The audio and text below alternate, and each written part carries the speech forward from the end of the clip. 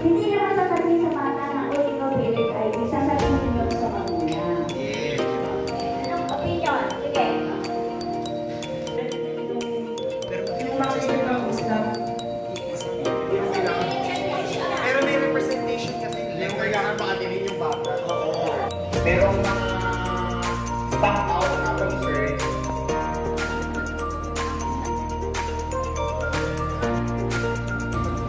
Yung last group ang mag-judge.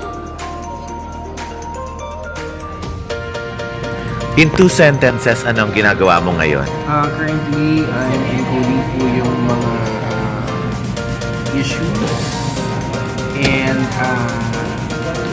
ano yung mga current responses natin and then what are the planned responses aside from current responses and then yung expected timeline how to accomplish the task and then of course taking note of the resources needed for enrollment of a reactive client.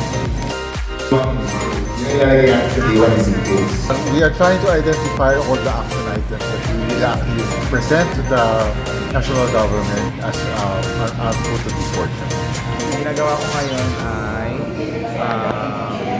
na-map out natin yung mga current issues and concerns ng community ng PLHIV regarding sa different parts ng cascade. So, sa prevention, sa diagnosis, enrollment, and sa adherence. Kung ano yung mga current concerns ngayon ng community na na-raise earlier para malaman natin kung ano yung mga possible plan of action sa pwede gawin ng PLHIV community.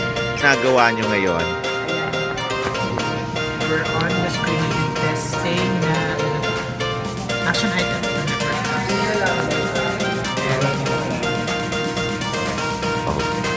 In 2 sentences, ano ang ginagawa nyo ngayon?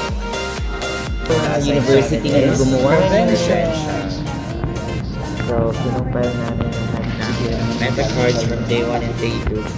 Lalagyan namin sila. Documentary natin.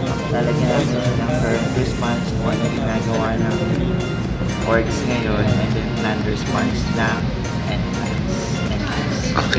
Anong nararamdaman mo sa ginagawa natin ngayon? Ako po ay natutuwa dahil pinagsanib-sanib po ang puwersa at kakayahan ng iba't ibang uri ng organisasyon sa Pilipinas at iisa ang layunin at kabahagi po kayo dito. Isang hakbang patungo po sa tagumpay. And I thank you. About adherence po, ginagawa po namin kung ano po yung current na ginagawa at yung gagawin. Long term. Wow, diba?